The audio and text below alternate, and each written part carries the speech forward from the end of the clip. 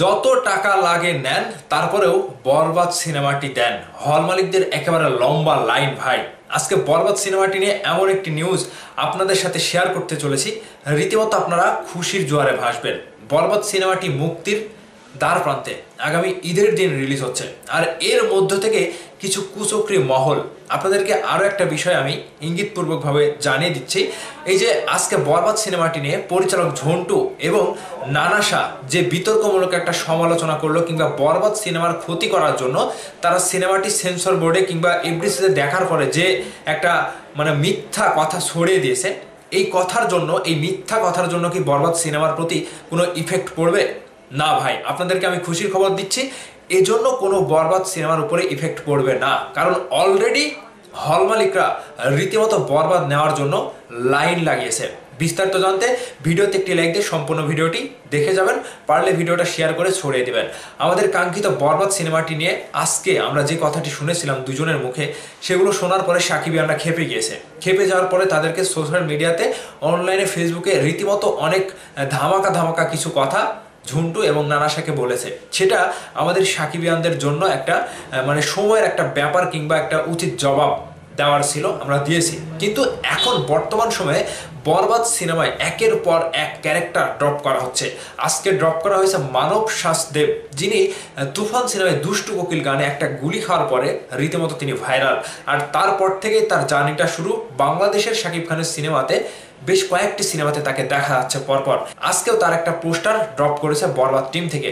তো সেই জায়গা থেকে বরবাদের যে একটা বড় অভিনয় শিল্পী, বাংলাদেশের কিছু গুণী অভিনয় শিল্পী, অভিনেতা, যেমন ধরেন ফজলুর রহমান বাবু, ইন্তেকাব দিনার এবং আমাদের আরও একজন অভিনেতা যিনি কলকাতার যিশু সেনগুপ্ত, এই যে কয়েকটা ক্যারেক্টার, বেশ শক্তিশালী ক্যারেক্টারধারী অভিনেতাগুলোকে কিন্তু বরবাদ টিম আমাদের সাথে পরিচয় করে দিচ্ছে। তাদের চরিত্র কী হবে, তাদের নাম কি হবে, সেগুলো আমাদেরকে জানিয়ে দিচ্ছে। আর এইগুলো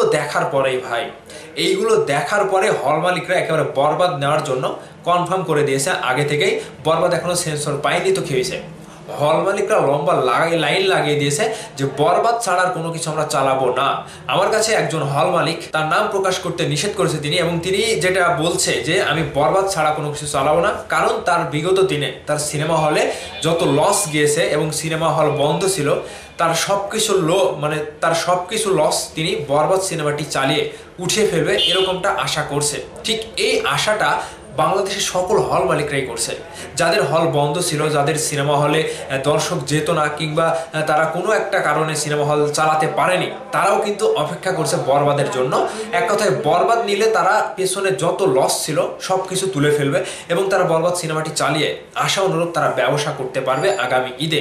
সেই জন্য কিন্তু তারা একেবারে ডিসিশন নিয়ে নিয়েছে, ফাইনাল ডিসিশন, বরবাদ ছাড়া আমরা কোনো কিছু চালাবো না। এবারে যে এফডিসি ক্যান্ডি কিছু লোক, সেই হল মালিকদেরকেও কিন্তু পিন দিচ্ছে, তাদের ভেতরে পুশ করছে, তাদের কানে বিরূপ মন্তব্য ছড়িয়ে দিচ্ছে এবং বরবাদ নিয়ে ষড়যন্ত্র করছে। হল মালিকরা তো বোঝে ভাই, কার সিনেমা দিয়ে ব্যবসা হবে আর কার সিনেমা দিয়ে ব্যবসা হবে না। তারা তো রীতিমতো শাকিব খানকে 25 বছর ধরে দেখে আসছে। তাহলে কি ওই বরবাদ ছাড়া অন্য কোনো সিনেমা তারা চালাবে? আর চালিয়েও কি তারা ব্যবসা করতে পারবে? একটা হলে রীতিমতো 50 থেকে 60 জন কর্মচারী থাকে। দিনের পর দিন তারা কর্মচারী হিসেবে কাজ করে আসছে। এখন সেই সকল কর্মচারীদেরকে নিয়ে একটা ভালো সিনেমা দিয়ে যদি ব্যবসা না করতে পারে, প্রত্যেকটা কর্মচারীর বেতন দিবে কিভাবে এবং নিজে ব্যবসা করবে কিভাবে, এবং সিনেমা হলের যে একটা পারিপার্শ্বিক খরচ থাকে সেগুলো বহন করবে কিভাবে? আর তাই তারা একটাই ডিসিশন নিয়েছে, এবং সেই হল মালিকটাও একটাই ডিসিশন নিয়েছে যে বরবাদ ছাড়া কোনো কিছু চালাবো না। আশা করছি আপনারা বুঝতে পারলেন। কাজেই এই সকল যারা কুমন্ত্র করছে, এই সকল যারা ষড়যন্ত্র করছে, এদের মিথ্যা কথায় বরবাদ সিনেমার উপরে কোনো ইফেক্ট পড়বে না, আমি আপনাদেরকে জানিয়ে দিলাম। তো এখন এই খবরটি শোনার পর আপনাদের কাছে কতটুকু ভালো লেগেছে এবং বরবাদ নিয়ে আপনারা কতটুকু আশাবাদী, অবশ্যই ভিডিওর নিচে কমেন্ট করে জানাবেন। ভালো থাকবেন, সুস্থ থাকবেন, আমার জন্য দোয়া করবেন। আল্লাহ হাফেজ।